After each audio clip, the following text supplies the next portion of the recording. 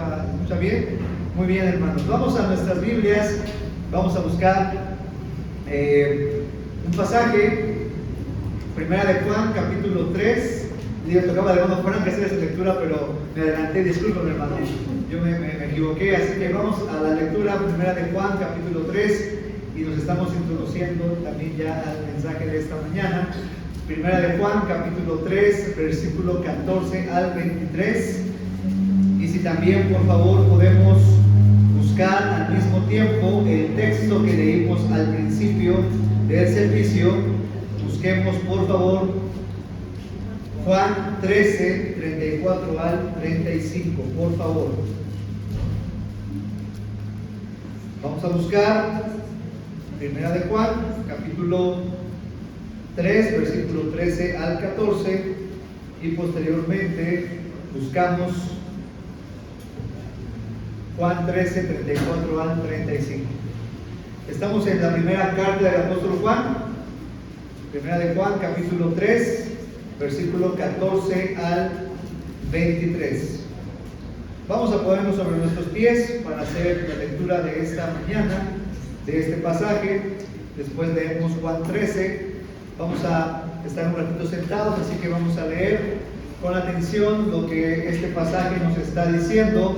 Recuerden que estamos estudiando nuestra serie de temas, discípulos, el costo de seguir a Jesús. Es el tema que estamos estudiando acerca del costo de seguir a Jesús. Puestos de pie, leamos Juan 3, del versículo 14 al 23. La Biblia dice así, lo leemos alternado, comienzo yo, dice: nosotros sabemos que hemos pasado de muerte a vida en que amamos a los hermanos. El que no ama a su hermano permanece en muerte. ¿Ustedes? Todo aquel que aborrece a su hermano es homicida, y sabéis que ningún homicida tiene vida eterna permanentemente. En esto hemos conocido el amor, en que Él puso su vida por nosotros. También nosotros debemos poner nuestras vidas por los hermanos. Pero el que tiene bienes de este mundo y viera a su hermano tener necesidad y cierra contra él su corazón, ¿cómo mora el amor de Dios en él? Hijitos míos, no amemos de palabra ni de lengua, sino de hecho y en verdad. Y en esto conocemos que somos de la verdad y aseguramos nuestros corazones delante de Él. Pues si nuestro corazón nos reprende, mayor que nuestro corazón es Dios, y Él sabe todas las cosas. Amados, si nuestro corazón no nos reprende, confianza tenemos en Dios. Y cualquiera cosa que pidiéramos, la recibiremos de Él, porque guardamos sus mandamientos y hacemos las cosas que son agradables delante de Él. Ahora leamos, por favor, todos juntos, versículo 23 y 24. Dice la Biblia: y este es su mandamiento, que creamos en el nombre de su Hijo Jesucristo y nos amemos unos a otros como nos lo ha mandado. Y el que guarda sus mandamientos permanece en Dios y Dios en él.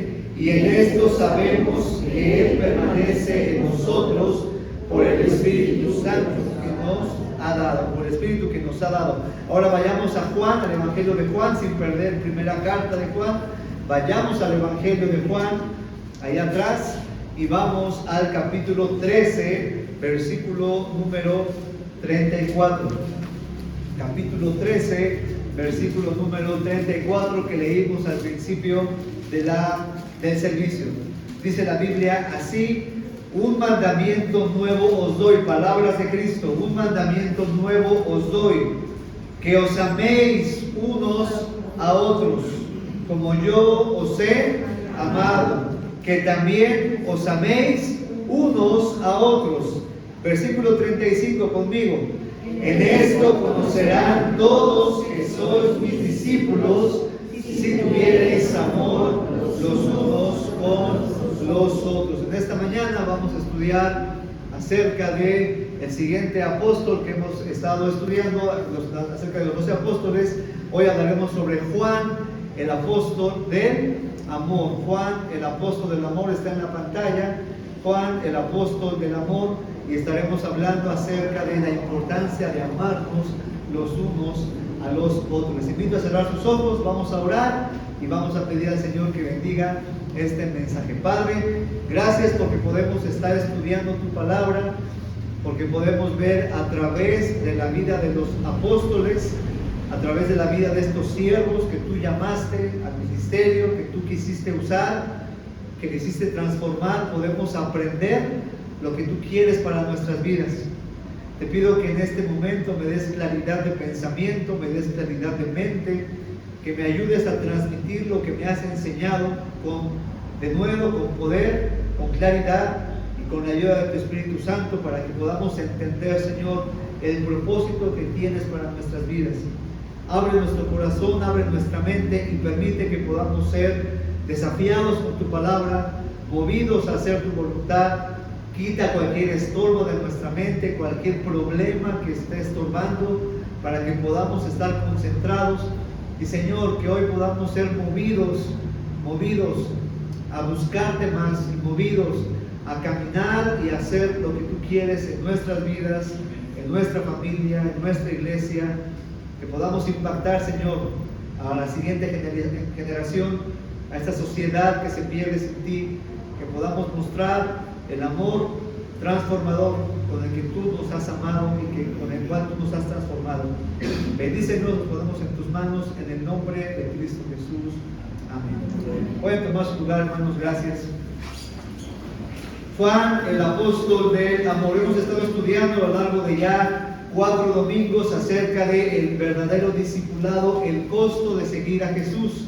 Hemos hablado acerca de varios personajes. Comenzamos hablando de uno llamado Andrés. ¿Se acuerdan de Andrés? Hablamos sobre la importancia de tener un corazón de siervos y cómo Andrés servía y cómo él traía personas y cómo Andrés se preocupaba por dar a conocer a Jesucristo.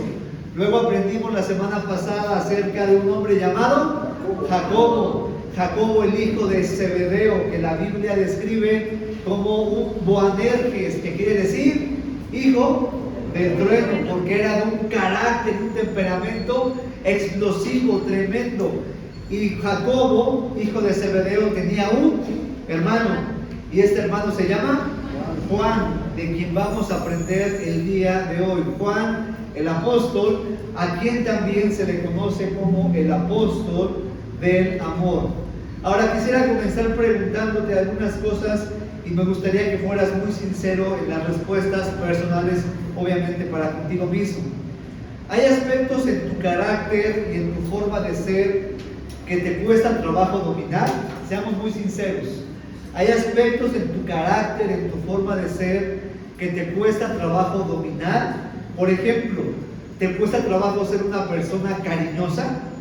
¿Te cuesta trabajo ser una persona que sabe escuchar? ¿Eres de las personas a las cuales no les gusta abrazar o no les gusta que te abracen porque no te acostumbraste a ser abrazado? Tal vez eres una persona que le cuesta trabajo ser organizado en su tiempo. Tienes un desastre en tu agenda y no te organizas bien en tu tiempo. Te cuesta también ser ordenado en tus cosas. Te cuesta trabajo tal vez perdonar. Te cuesta trabajo pedir perdón. Y todo esto es porque nosotros no sabemos hacer estas cosas, porque tal vez nos fuimos enseñados a desarrollar estos aspectos en nuestras vidas.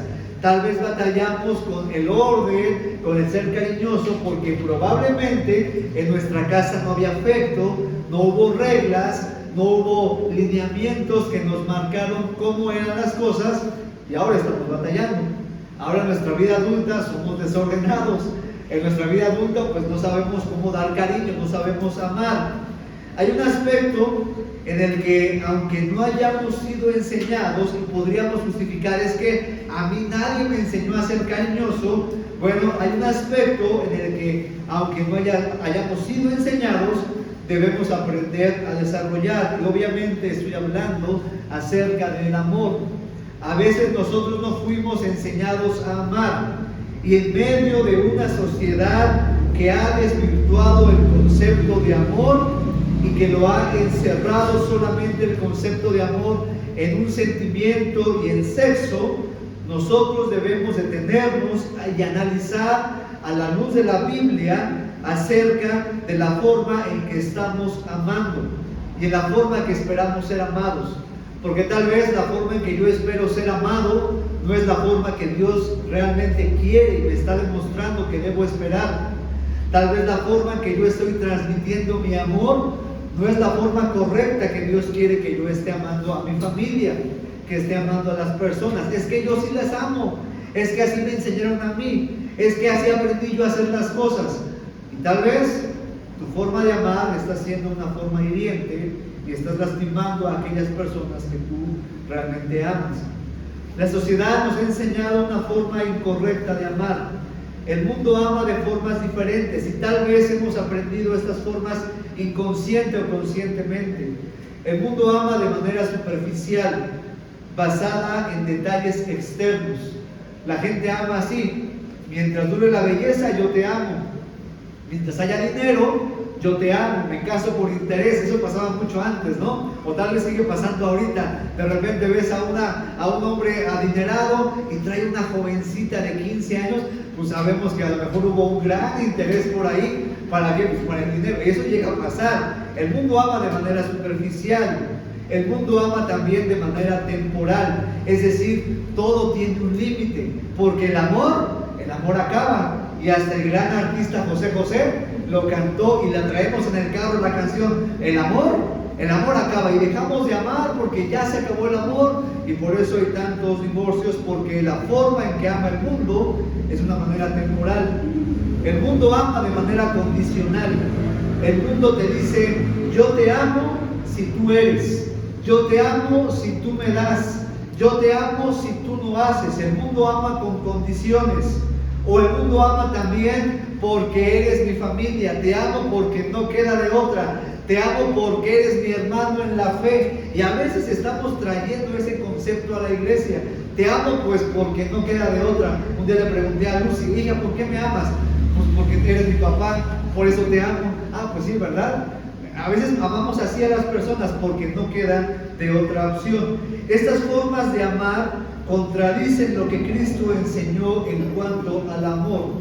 Contradicen la enseñanza primaria, porque Cristo enseñó a amar de una forma desinteresada, de una forma totalmente incondicional, y es la forma en que nosotros deberíamos aprender a amar. Ahora pudiéramos decir nosotros: es que yo amo de la forma a mi familia que me enseñaron. Mis padres me enseñaron a hacer de cierta manera, o no me enseñaron a hacer de cierta manera. Y pudiéramos encontrar un justificante para no estar haciendo y amando a la gente y a nuestra familia como Dios quiere que la estemos amando. Amando a nuestra esposa, a nuestro esposo, como Dios quiere que lo estemos amando. En esta mañana quiero que aprendamos de un hombre cero amoroso por naturaleza. Quiero que aprendamos acerca del apóstol Juan. Un hombre que era cero tolerante, un hombre ambicioso, un hombre que por naturaleza era selectivo, un hombre que era egoísta y con un temperamento explosivo, un hombre que si tú lo hubieras conocido, como diríamos coloquialmente, salvaje, si lo hubieras conocido así, tal cual Cristo lo conoció, nos hubiéramos espantado por la forma tan hiriente de sus palabras. Hoy quiero que hablemos acerca del apóstol Juan, un hombre totalmente descontrolado, un hombre áspero, pero que ahora lo conocemos como el apóstol del amor. Un hombre que era áspero y hoy es conocido por ser un hombre amoroso. Juan es el apóstol del amor, no porque en esencia él fuera amoroso, sino porque Juan aprendió a amar a través del continuo contacto y transformación que tuvo con Cristo. Eso fue lo que cambió la vida de Juan. No es que él hubiera tenido un padre amoroso o hubiera tenido una familia que le hubiera enseñado cómo hacer las cosas. Juan cambió porque conoció a Cristo. Juan cambió porque tuvo un contacto continuo con Cristo. Y Juan aprendió a amar como Cristo, y no solo él enseñó a la iglesia a amar como Cristo, sino que dice que el que no ama como Cristo no ha conocido la verdadera salvación y no ha madurado en su fe. Porque una persona que ama a Cristo, una persona que conoce a Cristo, aprende a amar y ama de la manera correcta. Por eso Juan escribió en su primera carta este pasaje que está en la pantalla, primera de Juan 4:12, está en la pantalla, en la versión nos habla hoy. ¿Qué dice la Biblia? Todos juntos, aquí está en la pantalla. ¿Qué dice? A Dios nunca lo ha visto nadie, pero si nos amamos unos a otros, Dios vive en nosotros, y noten, y su amor se hace realidad en nosotros. La realidad es que la gente va a conocer a Dios a través de ¿qué? Del amor que ve en quién, en nosotros, en los creyentes, en la gente que hemos experimentado el amor de Dios. Podemos amar a personas que tal vez no merecen ser amadas. Cuando tú realmente experimentas y practicas el amor de Dios, eres capaz de amar a alguien que no merece ser amado. Eres capaz de amar a personas que te hicieron daño. Eres capaz de amar incluso a tus enemigos. De hecho, esta es la enseñanza que más ha impactado la mente incluso de los ateos. Cuando se hizo un estudio acerca de cuál es la enseñanza que más recuerdan los ateos, ellos no dijeron de milagros, no dijeron de nada, dijeron la enseñanza que más nos ha impactado es amar a los enemigos. Porque cuando tú amas como Cristo te amó, tú eres capaz de amar a personas que no merecen ser amadas. Podemos entonces concluir que nosotros podemos llegar a ser en esencia lo que no somos. Podemos ser transformados y convertirnos en aquello en lo cual no fuimos educados. Podemos llegar a aprender a hacer algo que nadie nos enseñó. Podemos llegar a ser personas tiernas. Podemos llegar a ser personas sensibles. Podemos llegar a ser personas amorosas, que aunque no hemos sido enseñados, podemos transmitir y dar el amor correcto, de la manera correcta, a la gente que incluso no lo merece. Y saben, eso es lo que necesita nuestra familia: personas amorosas. Tus hijos necesitan personas amorosas. Tu esposa necesita un padre amoroso, un esposo amoroso. Tu esposo necesita que tú seas una mujer amorosa. Tus hijos necesitan cariño. No lo van a encontrar en el mundo. Esta iglesia necesita estar llena de gente amorosa. La sociedad necesita que haya una iglesia no solamente que haga actividades por hacer actividades, necesita una iglesia de gente llena de amor, de gente que perdone, de gente que ame como Cristo los amó. Ese es el distintivo, hermanos, del cristianismo. Eso es lo que distingue a un cristiano verdadero, el amor. Por eso Jesús dijo en Juan 13:35, está en la pantalla: en esto conocerán todos que sois mis discípulos. No en la ropa, no en la iglesia, no en el edificio que construyan, no en la forma en la que hablan, en la que se vistan. En esto van a conocer las personas que ustedes son mis seguidores, en la forma en que se aman, en el amor que hay entre los unos por los otros. En esta mañana quiero que veamos 4 cambios significativos en la vida del apóstol Juan. 4 cambios que lo llevaron a ser de ese hombre áspero, rígido, insensible, a convertirse en el apóstol del amor. ¿Cómo es que él cambió? ¿Y qué cambió en su vida?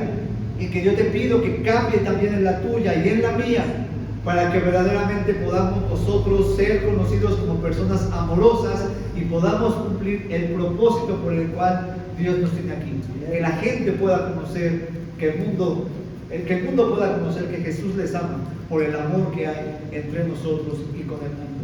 4 cambios en la vida del apóstol Juan. El primer cambio, un cambio de vida interno. Un cambio de vida interno fue lo que él experimentó. Juan 1, versículo 35 al 40. Vayan a sus Biblias para allá, por favor. vamos a estarnos moviendo de pronto en algunos pasajes. Vamos al Evangelio de Juan, capítulo 1, versículo 35 al 40. Dice la Biblia en este pasaje: el siguiente día otra vez estaba Juan y 2 de sus discípulos. Aquí está hablando no del apóstol, está hablando de Juan el Bautista. Estaba Juan y 2 de sus discípulos. Y mirando a Jesús que andaba por allí, él dijo: he aquí el Cordero de Dios. Le oyeron hablar los 2 discípulos y le siguieron a Jesús. Y volviéndose Jesús y viendo que le seguían, les dijo: ¿qué buscáis? Ellos le dijeron: Rabí, que traducido es maestro, ¿dónde moras? Les dijo: venid y ved. Fueron y vieron dónde moraba y se quedaron con él aquel día, porque era como la hora 10. Andrés, hermano de Simón, era uno de los que habían oído a Juan y habían seguido a Jesús. Ahora, lo primero que experimentó Juan el apóstol fue un cambio interno. Hay un dicho que yo sé que te vas a saber, y dice así este dicho: aunque la mona se vista de seda, se lo saben, ¿verdad? Un versículo, nos batallamos, pero ese sí lo sabemos. Aunque la mona se vista de seda, mona se queda. ¿Y qué quiere decir ese dicho? Que mira, puedes ponerte lo que tú quieras, puedes ponerte la ropa más fina, puedes comprarte el mejor carro, pero los cambios externos no hacen verdaderamente un cambio interno en el corazón. Los cambios externos solamente mejoran cierta apariencia, pero no hay un cambio verdadero en las circunstancias, en la esencia de la persona. Por eso hay tantas familias que se la pasan pensando: si ganara más dinero, si yo viviera en una mejor zona, no pelearíamos tanto como familia, tendríamos un mejor matrimonio si tan solo no estuviéramos tan apretados, si tuviéramos 3 habitaciones, si pudiéramos comprar otro carro. Y pensamos que solucionando lo externo, la cosa va a cambiar. Pensamos que cambiando de peinado, vistiendo ropa de marca, haciendo cosas externas, las cosas van a cambiar, cuando lo que verdaderamente necesitamos es un cambio en el corazón. Y eso fue lo que pasó con el apóstol Juan. Lo que acabamos de leer es cuando Juan el Bautista está en el desierto. Y en el desierto él predicaba acerca del arrepentimiento. Y ya lo vimos esto en el primer mensaje. Recuerden que Andrés fue uno de los primeros que conoció a Cristo. Ahora, no fue el único. La Biblia dice que había 2 discípulos. Uno era Andrés y el otro, ¿quién creen que era? Juan el apóstol. Él no se menciona a sí mismo durante su evangelio, pero él, Juan el apóstol, andaba con Andrés y con Juan el Bautista.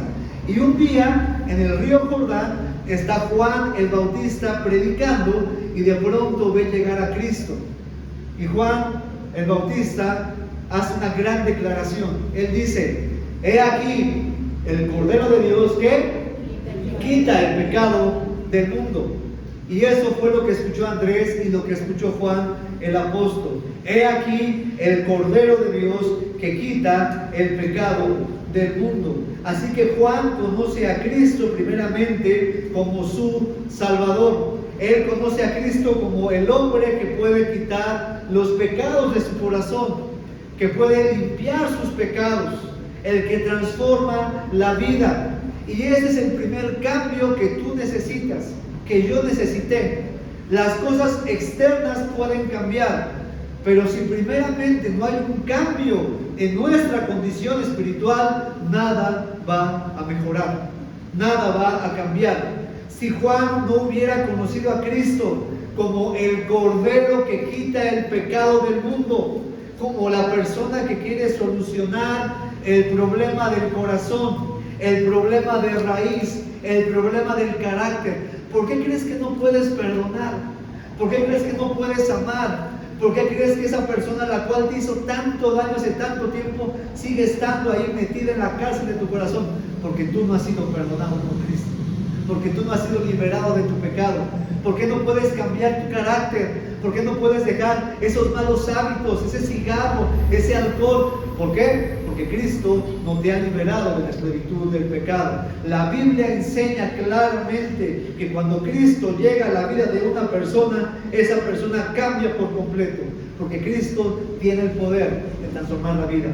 Él es el Cordero que quita el pecado del mundo.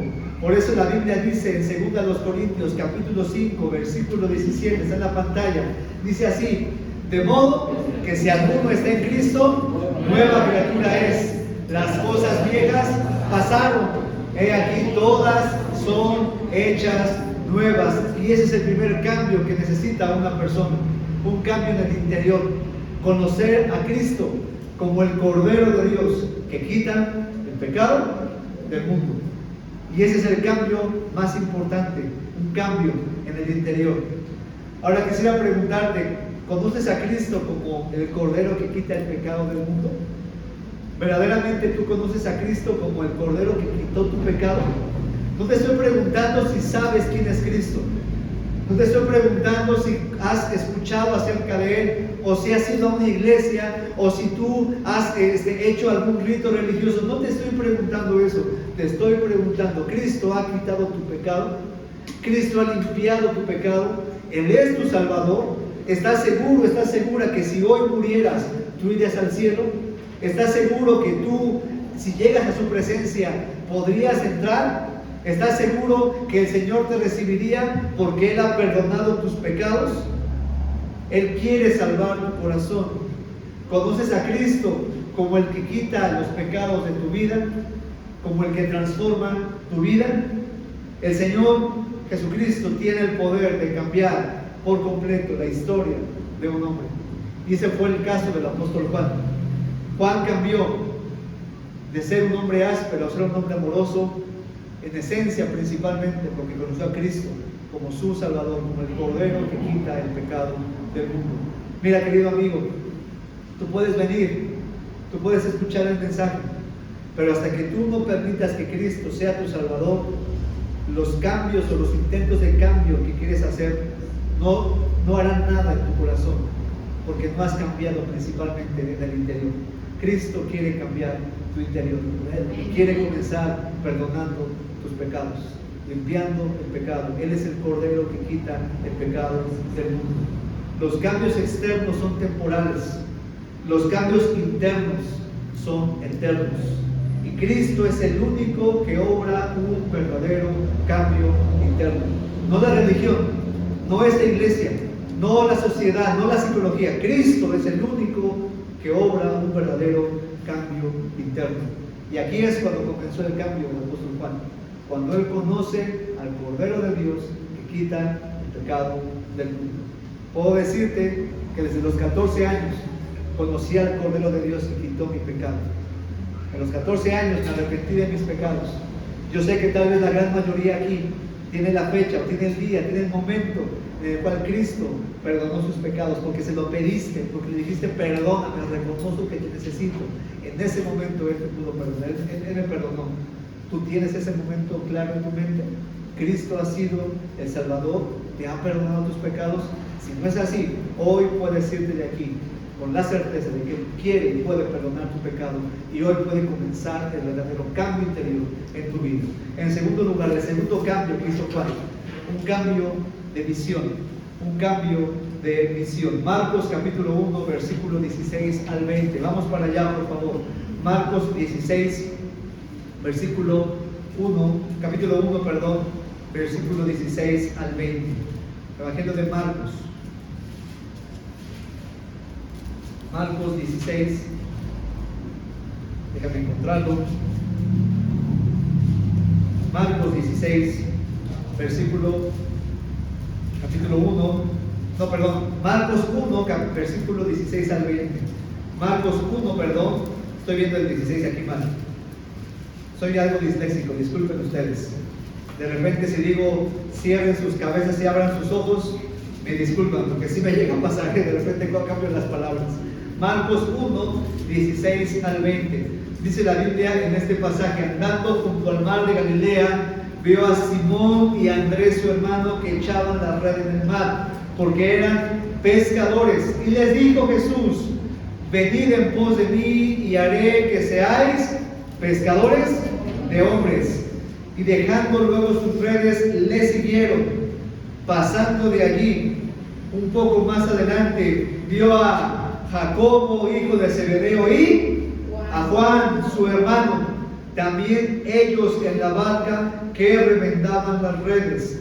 Y luego los llamó, y dejando a su padre Zebedeo en la barca con los jornaleros, le siguieron. Así que Juan experimentó un segundo cambio, un cambio de visión.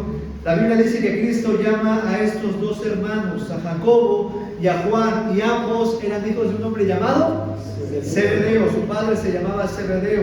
En el mensaje anterior, la semana pasada, mencionamos algunos datos importantes acerca de Zebedeo. Dijimos que Zebedeo era un hombre importante, era un hombre de negocios, ¿se acuerdan? Él tenía una flotilla de barcos pesqueros. Por lo tanto, Zebedeo en ese momento tenía una muy buena posición social y su negocio pesquero era próspero. Ahora, Jacobo, el hijo mayor, era el heredero principal, pero Juan también estaba en el negocio de su padre. Juan también tenía parte importante. Si Juan hubiera seguido en el negocio con su padre, él hubiera podido resolver todos los problemas económicos que pudieras imaginarte. Él tenía la vida resuelta, era hijo de papá, tenía un negocio próspero, estaba creciendo. Así que, ¿de qué se tenía que preocupar Juan? Absolutamente de nada, solamente de seguir trabajando. Sin embargo, esa mañana, en el mar de Galilea, vuelven a encontrar a Jesús. Ya lo había visto, lo vuelve a encontrar.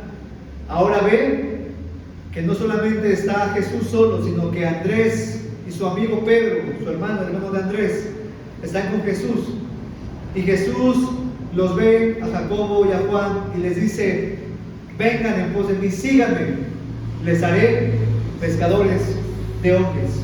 Jesús les ofrece un cambio de vida, una visión diferente de vida, una visión distinta de las cosas, un propósito distinto a lo que él había pensado para su propia vida. Tal vez para Juan la vida se trataba solamente de aprender, de ir a la iglesia de vez en cuando, de aprender cosas espirituales, porque él tenía interés en lo espiritual, de aprender ciertas cosas, pero su vida se regía solamente por el trabajo, por lo material, por lo secular. Y no me malentiendan, no está mal trabajar, no está mal tener un negocio, está bien, qué bueno. Pero para Juan hubo un propósito distinto, porque los planes de Dios para el ser humano, para los discípulos, para los seguidores de Jesús, para los que quieren verdaderamente seguir a Jesús, son más altos y más sublimes que solamente tener un trabajo terrenal. Juan ahora, aunque podía tener una vida resuelta y una vida económica resuelta, Cristo lo llama a trascender, Cristo lo llama a impactar, Cristo lo llama a ir mucho más allá. Así que Juan tiene un cambio de vida y Juan está dispuesto a cambiar sus prioridades. Juan está dispuesto a decir: ok, el trabajo es importante, pero más importante y más trascendente es seguir a Jesús. Lo que va a impactar más la vida es seguir a Jesús. Lo que va a trascender más es seguir a Jesús. Y así que Juan, en el momento en que escucha las palabras: sígueme, ahora te voy a hacer un pescador, sí, pero serás un pescador de hombres, vas a trascender, te voy a llevar a un nivel más allá. Juan está dispuesto a obedecer. Y al instante deja a su padre en la barca con los jornaleros. Y esto me recuerda el pasaje de Jeremías 29:11, cuando dice Jeremías: porque yo sé, en la pantalla, los pensamientos que tengo acerca de vosotros, dice Jehová, pensamientos de paz y no de mal, para daros el fin que esperáis. El propósito que Dios tiene para tu familia es más sublime que lo que tú has pensado. El propósito que Dios tiene para tus hijos es más sublime del que tú has planeado, del que tú has pensado. Tal vez nuestra visión, queridos hermanos y amigos, es corta. Tal vez hemos pensado que estamos aquí para trabajar y hacer riqueza, pero déjame decirte que el propósito de Dios para tu vida es más allá que la riqueza material. Qué bueno que Dios te bendiga. Qué bueno que haya riqueza, qué bueno que haya algo material, qué bueno que haya prosperidad. Pero eso que Dios te está dando no es solamente para que aquí seas rico, es para que lleves e impactes y que el reino de Dios pueda crecer. Dios quiere usarte con lo que Él te ha dado. Y Dios quiere usarte aún mucho más allá de solamente lo terrenal. Quiero hablar en este momento a los zebedeos, es decir, a los padres. Yo me puse a pensar como padre cuando leí estas palabras. Cuando vemos que Juan y Jacobo dejan a su padre en la barca con los jornaleros. Como padres debemos poner nuestra mira en lo espiritual, hermanos, y alentar a nuestros hijos a no solamente perseguir propósitos de este mundo. Qué bueno que tus hijos vayan a la universidad, qué bueno que tengan una carrera, qué bueno que trabajen, pero tienes que motivarlos, tienes que llevarlos a pensar que su visión de la vida no tiene que ser solamente lo terrenal, que solamente estudien para trabajar y hacerse ricos, que ellos puedan pensar en servir al Señor y en seguir a Jesús con lo que Él les ha permitido tener. Que tengan la visión de que la carrera que ellos han tenido es para que puedan extender y llegar al reino de Dios y llevar a más personas al reino de Dios. Tal vez Zebedeo pudo haberse opuesto. Tal vez Zebedeo pudo haber dicho: ¿a dónde vas, Jacobo? ¿A dónde vas, Juan?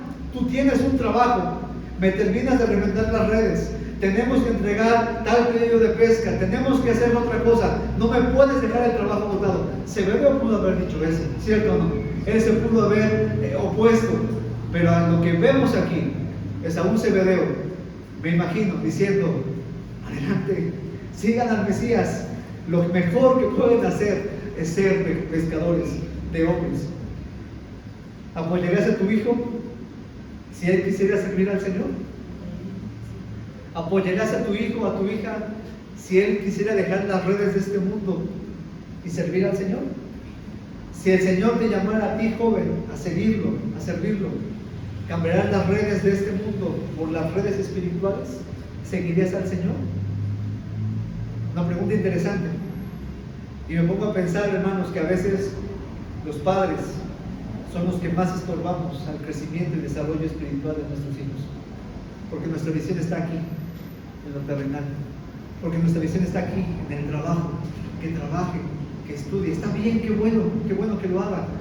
Pero no les priorizamos la vida espiritual. No quieres ir a la iglesia por la tarea, no vayas a la iglesia por la tarea. Termina tu tarea, mijito, hazlo bien. Y a veces nosotros estamos impidiendo el crecimiento espiritual de nuestros hijos. Yo recuerdo mucho a un amigo. Este amigo, íbamos a la iglesia, los dos crecimos en la misma iglesia.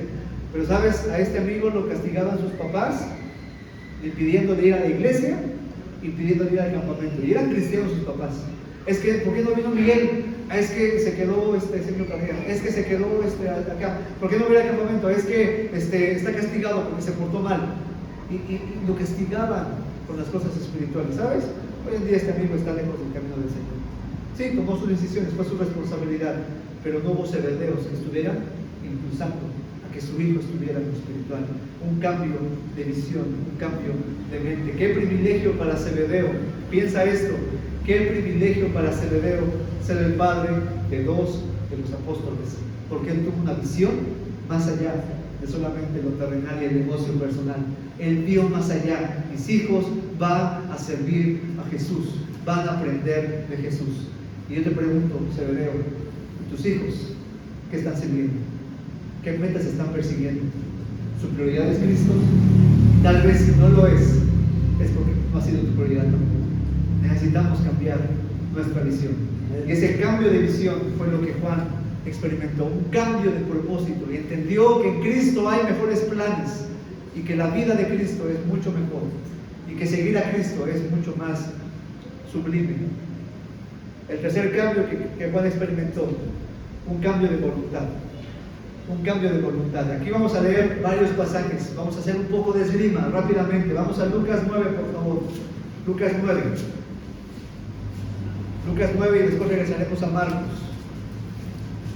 Lucas capítulo 9, versículo 54. Un cambio en su voluntad. Lucas 9, versículo 54. La Biblia dice en este pasaje, Lucas 9, versículo 54. Voy a leer el 53. Mas no lo recibieron porque su aspecto era como de ir a Jerusalén. A Cristo, está hablando de Cristo cuando iba a Jerusalén. Viendo eso sus discípulos, ¿quiénes?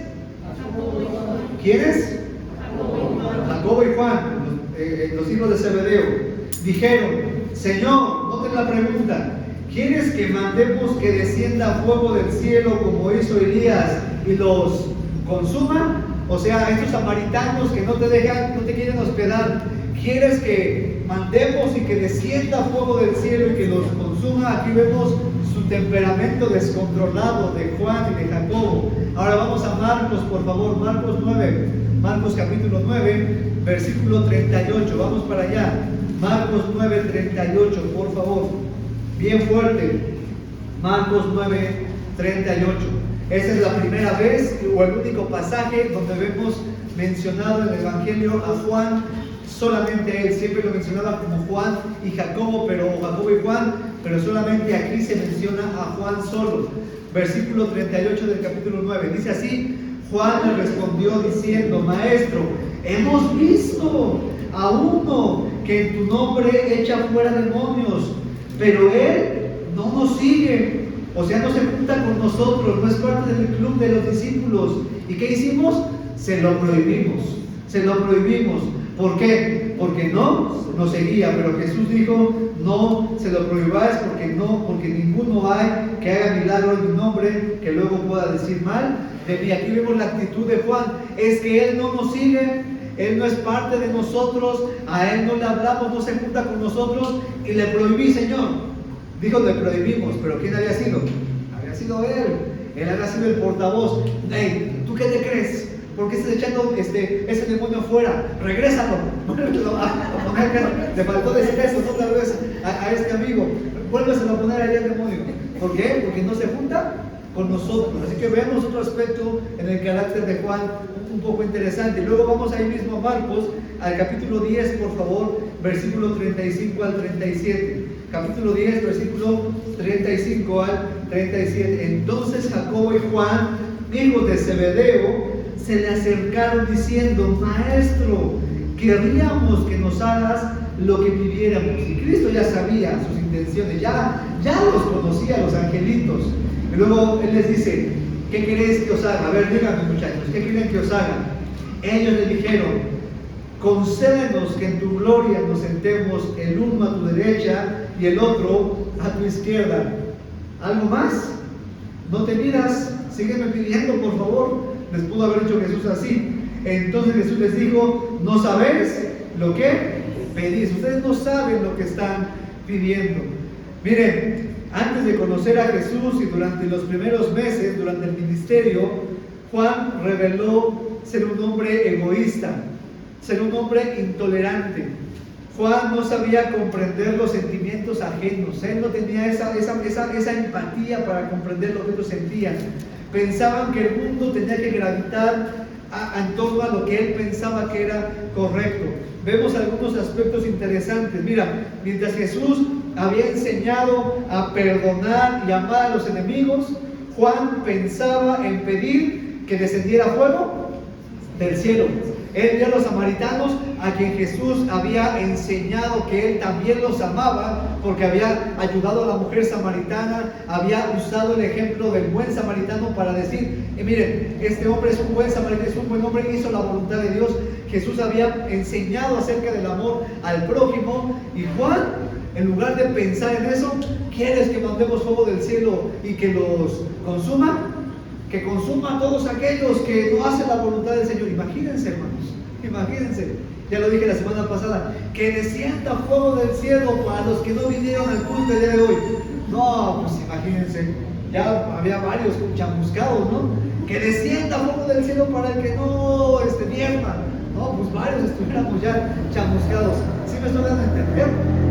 Él no estaba pensando como Cristo estaba pensando, no estaba amando a la gente que él había amado, y por eso se ganó el título de Boanerges, que significa hijos del trueno. Él y Jacobo eran explosivos. Ellos veían algo y querían luego cortar cabeza. Hubieran sido buenos sicarios estos amigos, o sea, eran tremendos, querían luego hacer de las suyas. Juan fue educado para pensar en grande.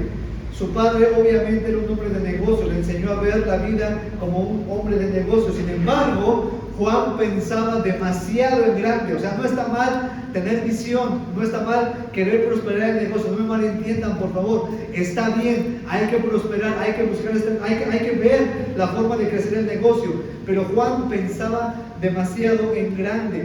¿Por qué? Bueno, porque él quería cosechar lo que él no había plantado. Quería el premio sin haber hecho los trabajos necesarios para alcanzarlo. Igual que Jacobo, ¿qué querían? El primer lugar. Querían el primer lugar. Querían ser los primeritos. Ordena por favor que Jacobito y yo estemos en tu reino. Y otro pasaje dice que fue su mamá, Salomé. Oye Señor, por favor, mira, Jacobito es bien portado, Juanito es bien portado. Sí, de repente se enojan un poquito, son un poquito temperamentales, pero que se sienten en tu reino, van a ser buenos muchachos.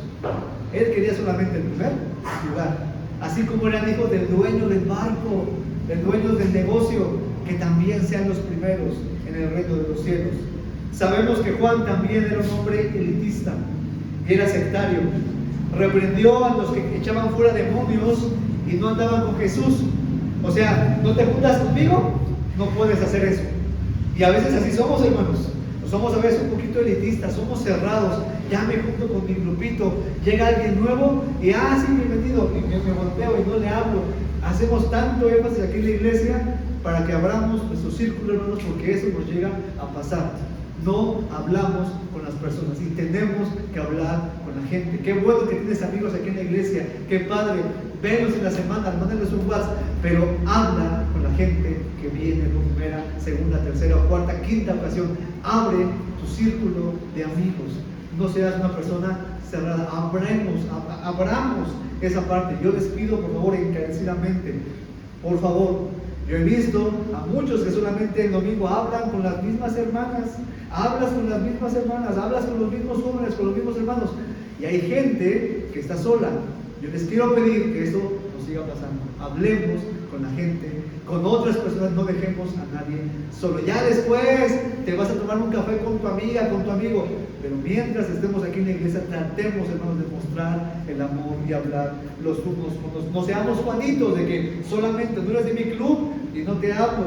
Sabemos que Juan participaba activamente en la discusión sobre quién sería el primero. Él siempre estaba buscando quién iba a ser el primero. Sabemos que él y su madre pidieron el primer lugar. Jesús enseñó que los grandes debían servir a los pequeños, pero Juan deseaba ser servido por los pequeños. Esa era su visión de la vida de Juan.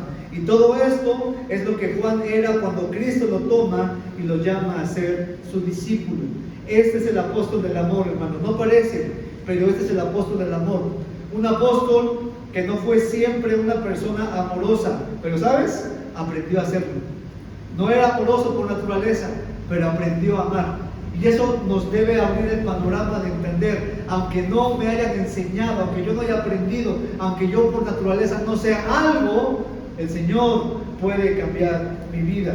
Y eso pasó por permitir que Cristo cambiara su corazón, cambiara su voluntad y cambiara su visión. Juan es el resultado de un encuentro con Cristo y de escucha esto, una relación profunda con Cristo. El cambio que Juan tuvo no es otra cosa más que el resultado de la cercanía que tuvo con Jesucristo.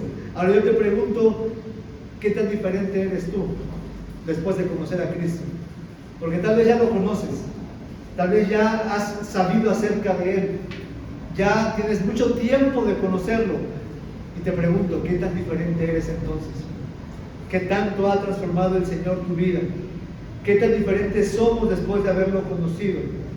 ¿Cómo se ha transformado nuestra visión de las cosas, nuestra visión del mundo, nuestra visión del propósito? ¿Cómo vemos a nuestros hijos? ¿A qué los estamos guiando, impulsando? ¿Qué es lo que los estamos guiando a seguir? ¿Cómo nos percibimos a nosotros mismos? ¿Como máquinas de hacer dinero solamente, como instrumentos en manos de un maestro artesano que quiere moldear y cumplir el propósito en nuestras vidas? Cristo quiere cambiar nuestra voluntad, hermanos. Cambiar lo que hemos sido. Cambiar esas malas actitudes. Cambiar esa asperidad. Sí, somos ásperos. Yo platicaba con mi esposa Le tuve que decir, sí, yo debo reconocer, aunque ustedes me vean así que soy buena onda, de repente soy medio áspero, medio seco. En mi casa no me enseñaron así como que abrazar. En los cumpleaños era feliz cumpleaños y un regalito acá, ya se acabó. Y hay familias que no, que ¡boom! Fiesta, va. Así, ¿verdad? Somos diferentes, pero eso no me justifica a mí para no ser el hombre que debo ser. Cristo quiere cambiarnos y seremos el resultado del tiempo y la influencia que permitamos que Cristo tenga en nuestro corazón. Cristo quiere cambiar nuestra voluntad. Y en cuarto lugar, Juan experimentó un cambio, ahora sí, en su vida externa.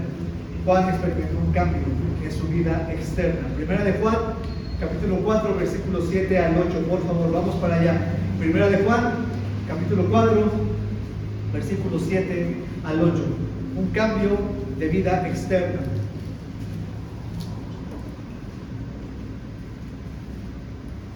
Dice el versículo 7 de la primera carta de Juan, capítulo 4. ¿Estamos ahí? Bien fuerte conmigo todos juntos, versículos 7 y 8, que dice: amados, amémonos unos a otros, porque el amor es de Dios. Todo aquel que ama es nacido de Dios y conoce a Dios. Vea el versículo 8, bien fuerte, dice: el que no ama no ha conocido a Dios, porque Dios es amor. El que no ama, el que no puede amar, el que no puede hacer ese cambio de amar a los enemigos, no ha conocido a Dios, porque Dios es amor. ¿Qué tiene un capullo adentro? Hace unos días Chris nos enseñaba esta ilustración y me pareció pertinente volver a retomar. Dentro de un capullo hay una crisálida en transformación. Una crisálida es un estadio intermedio incompleto entre la larva y el insecto adulto. Es decir, cuando un insecto o una larva quiere pasar al estado o el estadio de insecto, tiene que entrar de capullo y ahí se convierte en una crisálida.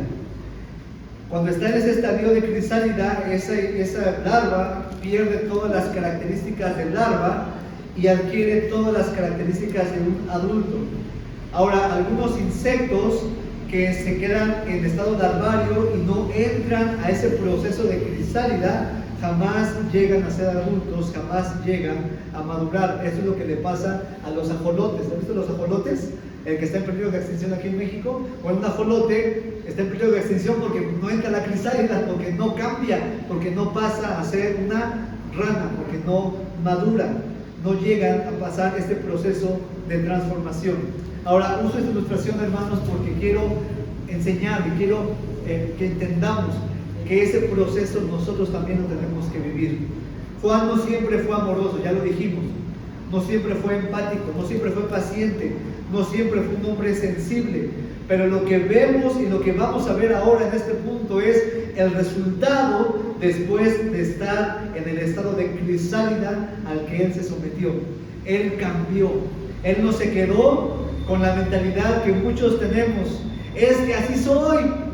Es que así me criaron. Es que tú así me conociste, esposa. Tú así me conociste, esposo. Áspero, agrio como el limón. Y ahora te lo chupas, ni modo. Es lo que te tocó. Tú me escogiste así. Yo nunca te mentí. Yo nunca te dije que yo iba a ser un hombre cariñoso. Yo no cambio. Así estamos bien. ¿Para qué crecemos? ¿Para qué avanzamos? Esa no fue la mentalidad de Juan. Eso no fue. Juan no dijo: es que me cuesta mucho trabajo hacer cambios. Tú sabes ya cómo soy yo. A mí no me presiones. Él no dijo eso. Él cambió y pasó a estar en un estado de crisálida. Hermanos, nosotros nos quedamos con ese pensamiento de así somos, nunca creceremos, nunca vamos a madurar y nunca vamos a experimentar el poder transformador de Cristo en nuestras vidas. Cristo es el único que puede cambiar nuestra vida, cambiar nuestro estado y ayudarnos a ser lo que hoy no somos. Sí, no soy un hombre cariñoso, no soy un hombre ordenado, no soy un hombre que perdona, tal vez no soy lo que debo ser, el mejor padre, pero en Cristo hay poder para cambiarme y hay poder para cambiar de ti también. Necesitamos experimentar la relación personal con Cristo y permitir que Él cambie nuestra vida, porque somos el resultado y seremos el resultado del tiempo que estemos cerca de Cristo, al igual que Juan. ¿Qué fue lo que cambió a Juan? Estar cerca de Cristo. Mira, hay un libro que me encanta, te pido si lo puedes comprar, te lo recomiendo, es un psicólogo llamado Augusto Curi. Él tiene una serie de libros muy interesantes acerca de la inteligencia de Cristo. Él lo analiza desde el punto de vista psicológico y tiene una serie de 4 o 5 libros muy interesantes, pero el que me encanta es este, El Maestro Inolvidable. Y él dice esto: Cristo era un experto artesano que quería tallar en el alma humana una joya excepcional, de un valor y de un brillo únicos. Cuando Él toma a Juan, Juan es un diamante sucio. Juan es un diamante que está oxidado, que está podrido, corrompido por el pecado. Pero cuando Cristo empieza a tallar su alma, Juan experimenta una transformación increíble. ¿Cómo lo podemos ver? Mira, hay varias escenas en las cuales podemos ver que ya empieza a cambiar Juan en su carácter. La primera escena la encontramos en Juan capítulo 13, versículo 23 al 25, en la última cena. Vean lo que dice la Biblia. Habiendo dicho Jesús esto, se conmovió en espíritu. Noten, se conmovió en espíritu. Cristo empezó a estar triste y declaró y dijo: de cierto os digo que uno de vosotros me va a entregar. Y luego noten aquí el detalle interesante. Y uno de sus discípulos, al cual Jesús amaba. ¿De quién está hablando? Juan el apóstol. Juan nunca, en su evangelio, nunca se identifica a sí mismo como Juan, sino él siempre dice un discípulo al que Jesús amaba, o otro discípulo de Jesús. Siempre se identifica en tercera persona. Y dice la Biblia aquí: y uno de sus discípulos, al cual Jesús amaba, estaba recostado al lado de Jesús. A este pues hizo señas Simón Pedro para que preguntase quién era del que hablaba, quién le va a entregar. Él entonces, recostado cerca del pecho de Jesús, le dijo: Señor, ¿quién es? O sea, Juan ya era un hombre sensible. En otro momento, si lo hubiera visto a Jesús: ¿por qué te pones triste? ¿Qué no nos has dicho que confiemos? ¿Qué no nos has dicho que tú vas a vencer al mundo? ¿Qué te pasa? O sea, ¿por qué estás chillando? Ya, no llores. En otro momento Juan hubiera hecho esto, pero ahora Juan es empático y ve a su amigo triste, lo ve tan triste que se acerca a él y lo abraza y se pone cerca de su pecho. Imagina la escena: Cristo, el Rey del mundo, el Señor de los cielos, teniendo un hombre tan imperfecto como Juan, tan áspero, recostado en su pecho, porque Juan lo buscó, porque Juan había cambiado, porque Juan ahora era empático y veía la necesidad. No solamente era una máquina de vamos aquí, acá, familia, aquí, rápido, temprano, vamos. Él ahora pensaba en su familia, pensaba en su amigo. Es un cambio en su carácter, en su condición. Vemos también otra escena en la crucifixión, en Juan capítulo 19, 25 al 27. Vemos que en esa cruz estaba Cristo y la Biblia no registra que otro discípulo haya estado ahí. No estaba Pedro, no estaba Mateo, mucho menos Judas, él estaba muerto. El único discípulo que estaba ahí, junto a la cruz, era Juan, el apóstol. Dice la Biblia: estaban junto a la cruz de Jesús su madre y la hermana de su madre, María, mujer de Cleofas, y María Magdalena. Cuando vio Jesús a su madre y al discípulo a quien él amaba, obviamente Juan, que estaba presente, dijo a su madre: mujer, he aquí tu hijo. Después dijo al discípulo: he ahí tu madre. Y desde aquella hora el discípulo la recibió en su casa. ¿Tú a quién entregarías a alguien a quien amas? ¿A quién entregarías a tu madre, a tu hija, a tu hijo? ¿A una persona que fuera áspera? ¿A una persona que fuera violenta? ¿Que se va a equivocar y le va a mandar que le caiga fuego del cielo, la va a chamuscar? ¿A quién le pondrías a cuidar a tu madre? Obviamente a un hombre transformado, a un hombre diferente, a un hombre que era distinto. Así que vemos a Juan aquí, un hombre empático. Y sabes, los registros históricos de Eusebio, el historiador judío que registra la historia de la primera iglesia, registra y dice que Juan nunca se fue de Jerusalén hasta que María, la madre de Jesús, murió. Siempre estuvo cuidándola a ella. Y después siguió su ministerio hacia Asia. Pero Juan siempre cumplió su promesa de cuidar a la madre de Jesús. Y también podemos ver que Juan había cambiado en su ministerio cuando él escribe las 3 cartas, primera, segunda y tercera de Juan. Por favor, léelas con detenimiento, no hay tiempo de ver todos los detalles. Pero Juan escribió mucho más que otro apóstol acerca del amor. Para que te des solamente una idea, la palabra amor aparece aproximadamente 50 veces en la primera carta de Juan. O sea, en los 5 capítulos que tenemos ahí en la primera carta de Juan, aparece por lo menos 50 veces. Y te las puedo mostrar, aquí las tengo subrayadas, las noté una por una. 50 veces aparece la palabra amor.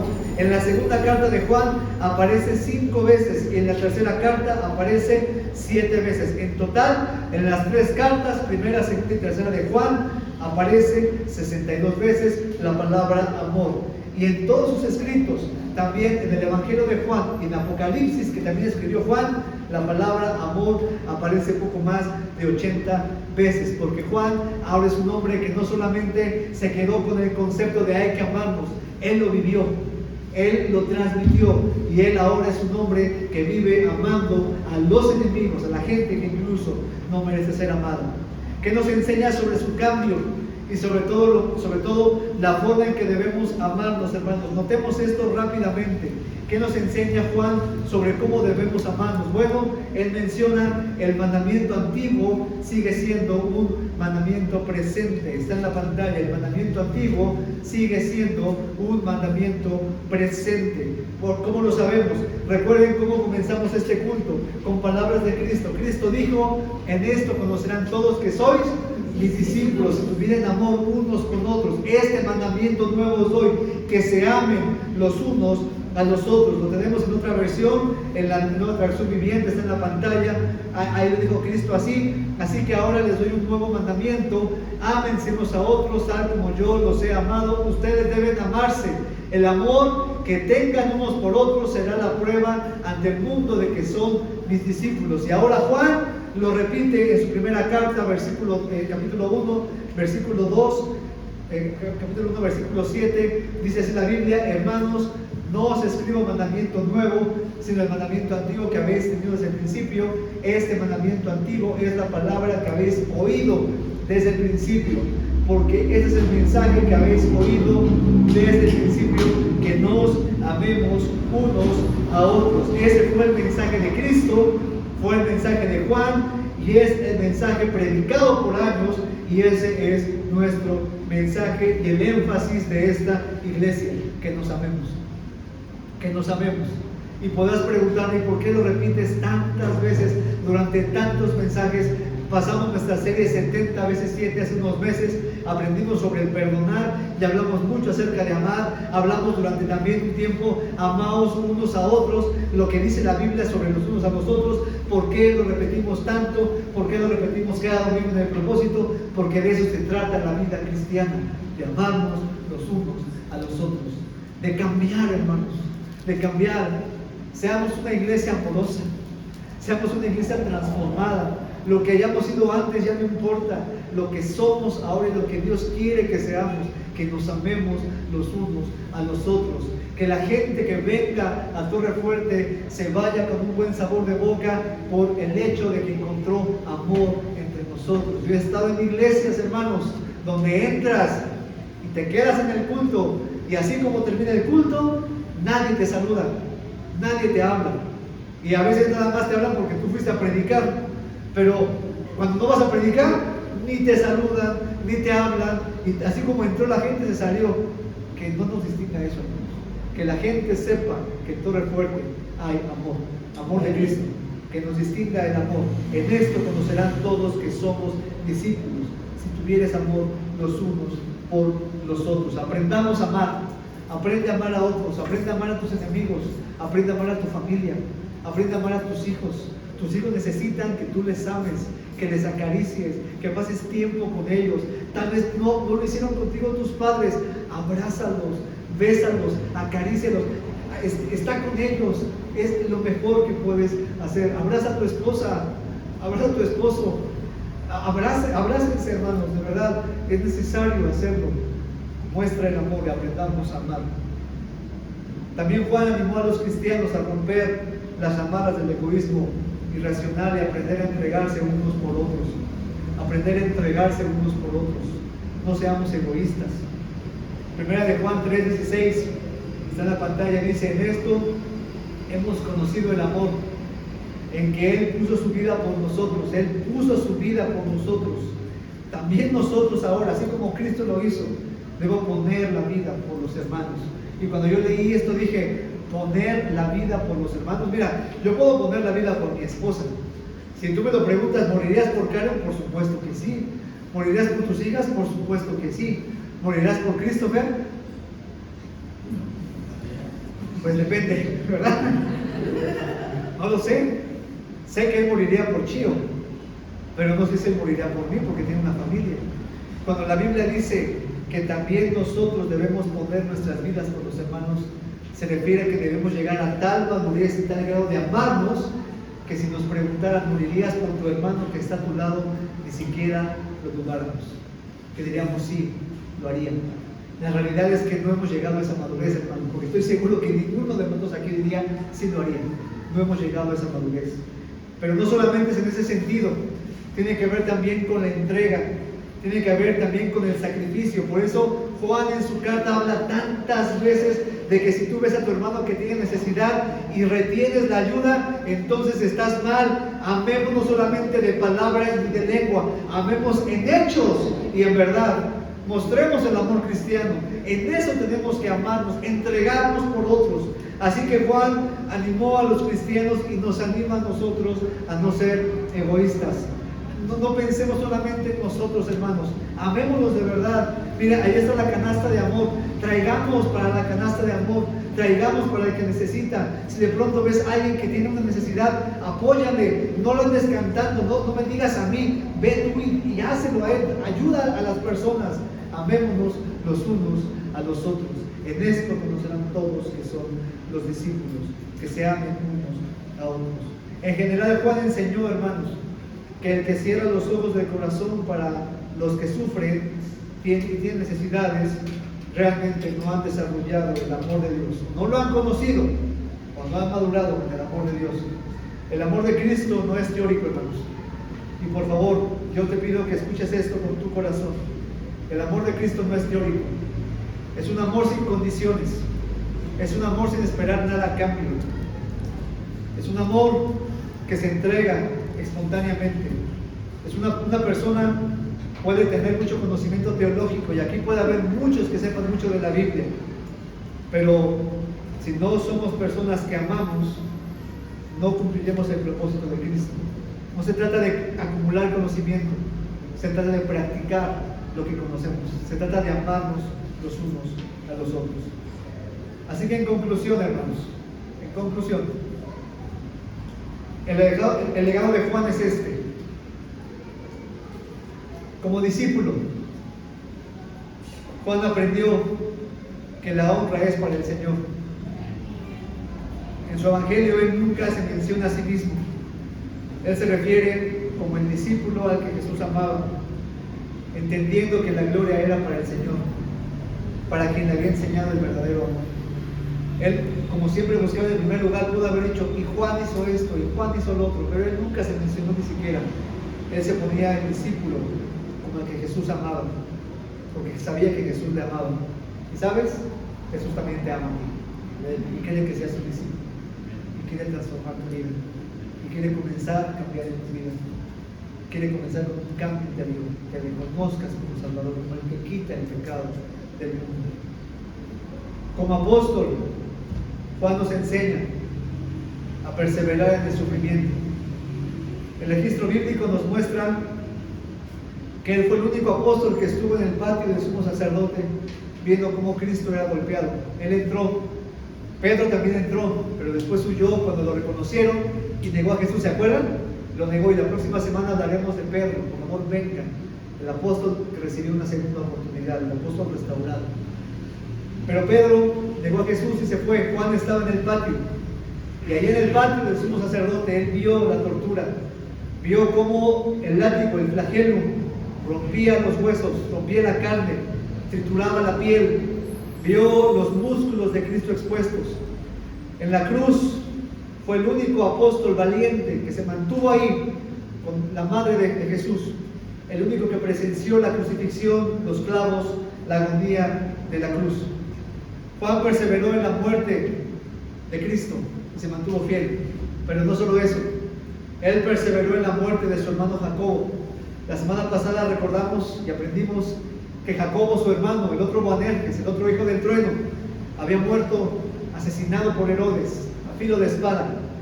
El primer apóstol muerto.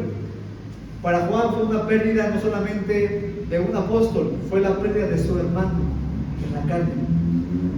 Y yo pregunto, ¿habríamos soportado esa pérdida nosotros? Saber que alguien a quien amamos murió por el nombre de Cristo. Y por si fuera poco, Juan fue el último apóstol. Probablemente este fue el último de los sufrimientos que tuvo que experimentar. Todos los apóstoles fueron martirizados, fueron muertos uno a uno, empezando por Jacobo, y así uno a uno fueron muertos. Pedro muriendo de cabeza, Mateo muriendo cerrado, cada uno muriendo. Juan fue el último en morir. Él fue el último en quedar. Quedó solo. Sus amigos ya no estaban, pero su Salvador seguía con él. Cristo seguía con él. ¿Y sabes una cosa? Él perseveró. Perseveró a sus compañeros. Él fue fiel. Él no desistió. Él no se desanimó. A pesar de las pruebas, a pesar de las dificultades, perseveró. Porque amaba a Cristo por encima de todas las cosas. Como pastor nos enseña que él fue el pastor de la iglesia de Éfeso. Tú tienes en tu Biblia la carta de los Efesios. Él fue el pastor de esa iglesia. Después de la persecución de un emperador romano llamado Domiciano, Juan fue desterrado a la isla de Patmos en Turquía, durmiendo en una cueva, en una cama de piedra. Ahí, en esa incomodidad, con enfermedad, ya anciano, él mismo se registra a sí mismo en Apocalipsis como el anciano, muerto, que diga, enfermo, murió ahí en la isla de Patmos, no sin antes revelar y escribir el Apocalipsis, su legado. Como escritor de la Biblia, solamente Pablo escribió más que Juan. Juan es el segundo apóstol que escribió más acerca de las Escrituras. Escribió 3 cartas, primera, segunda y tercera de Juan. Escribió el Evangelio de Juan y escribió el Apocalipsis. En este último, interesante, Cristo es nombrado más de 20 veces, escucha esto, es nombrado más de 20 veces como el Cordero de Dios. Juan nunca pudo olvidar cómo conoció a Cristo en ese desierto. Lo conoció como el Cordero que quita el pecado del mundo. En Apocalipsis lo nombra más de 20 veces. Y lo nombra así, Apocalipsis 5:12. Leanlo conmigo, está en la pantalla. Estamos concluyendo. Dice la Biblia: el Cordero que fue inmolado es digno. Hermanos, el Cordero que fue inmolado, Cristo, nuestro Señor, Él es digno de tomar el poder, las riquezas, la sabiduría y la fortaleza, la honra, la gloria y la alabanza. Nuestra alabanza es para el Cordero que quita nuestro pecado. Nuestra alabanza es para el Cordero que nos transformó. Esta iglesia le rinde honra solamente a Cristo, porque Él es digno. Y Él es digno de que tú le permitas transformarte. Él es digno de que le permitas cambiar tu vida. Él es digno de que le permitas enseñarte a amar. Permítele a Cristo ser el Señor de tu vida. Permítele a Cristo ser el dueño de tu vida. Que cambie tu visión, que cambie tu perspectiva de la vida, que cambie nuestra voluntad. Permitamos que Cristo transforme todo el cuerpo, transforme nuestra iglesia, transforme nuestra vida.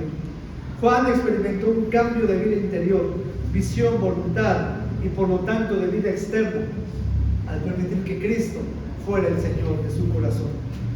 Juan trascendió por su forma de amar y enseñar a amar. No fue solamente por coincidencia, no solamente por voluntad humana. Solo Cristo pudo cambiar al apóstol áspero en el apóstol del amor. El apóstol del amor, Juan, pudo ser cambiado porque Cristo transformó su corazón. Recuerda esto, somos el resultado de la presencia de Cristo en nosotros. Si no has permitido que Cristo sea tu Salvador, hoy puede ser el día. Y si Cristo es tu Salvador, permite que Él cambie tu vida. Somos el resultado de la presencia de Cristo transformando nuestro corazón. Seamos personas llenas de amor, porque permitimos que el amor de Cristo nos transforme.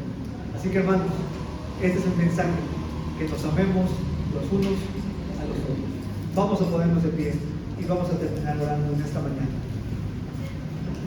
Con mucha reverencia, procuremos no salir.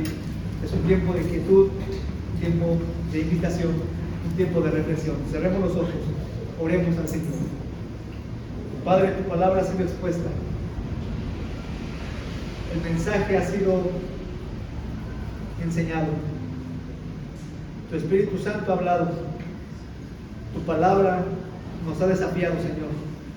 Me ha desafiado a mí como hombre, como esposo, como padre. Me ha desafiado a permitirte, Señor, que transformes más mi vida. Gracias porque un día quitaste mi pecado. Gracias porque un día yo te encontré como el Cordero que quita el pecado del mundo. Y gracias porque muchos aquí ya tenemos esta seguridad de vida eterna, porque nos has transformado, Señor, nos has dado salvación, porque hemos encontrado en ti el perdón de pecados.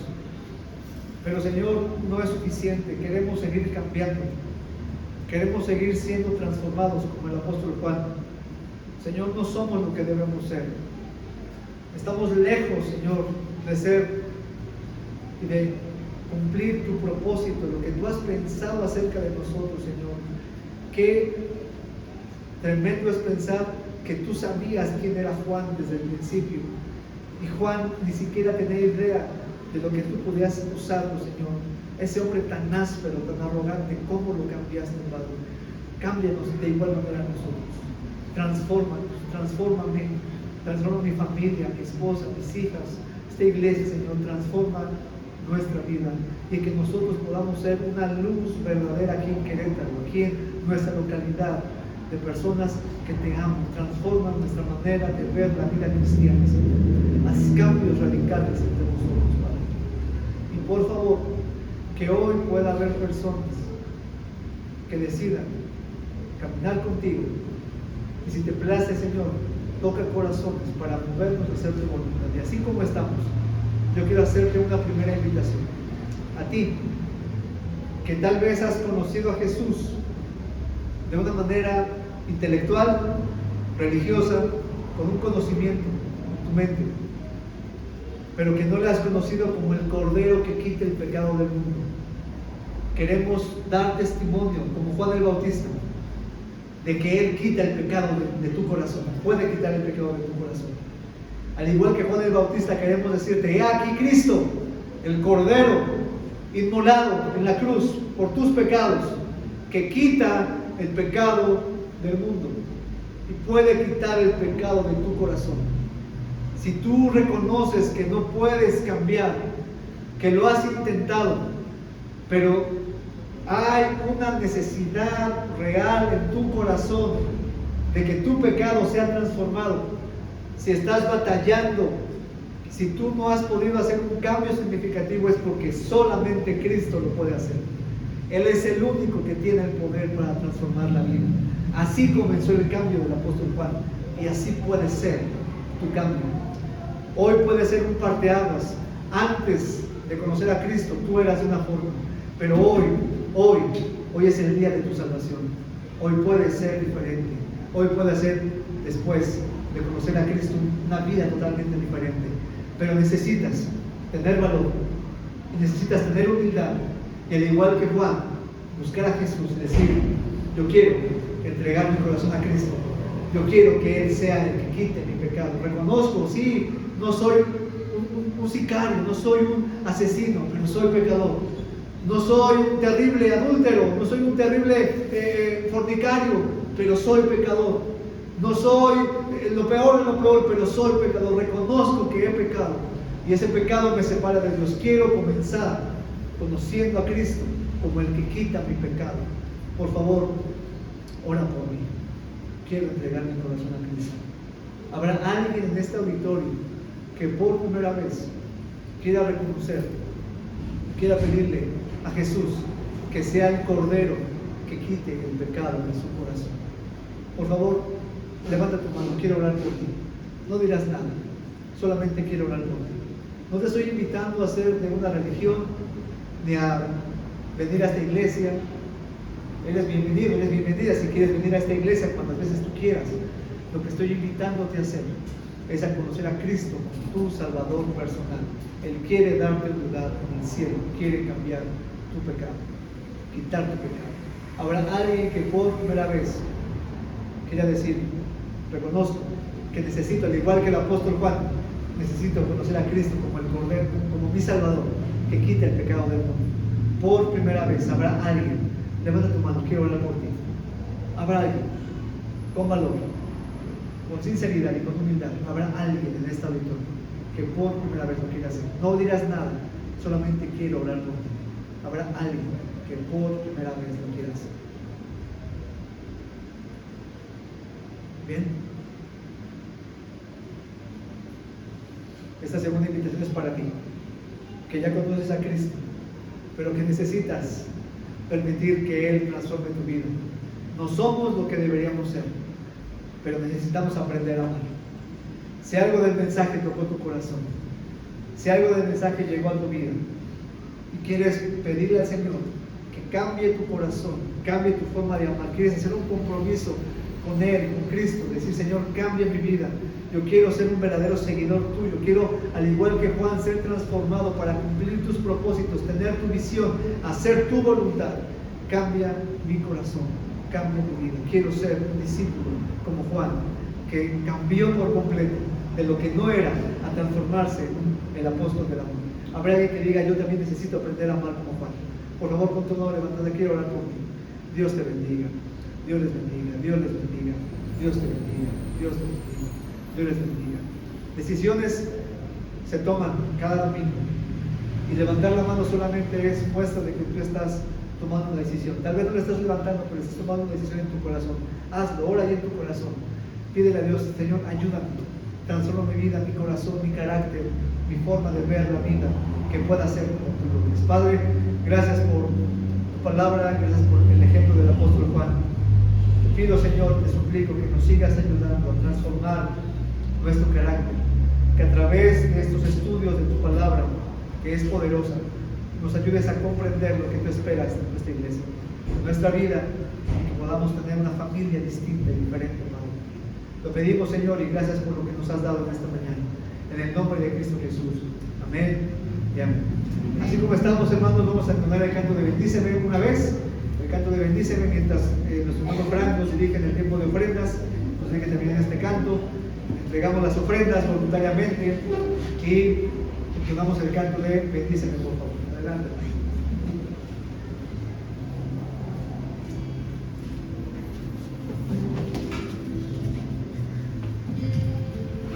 Es tiempo de entregar nuestras ofrendas, hermanos. Y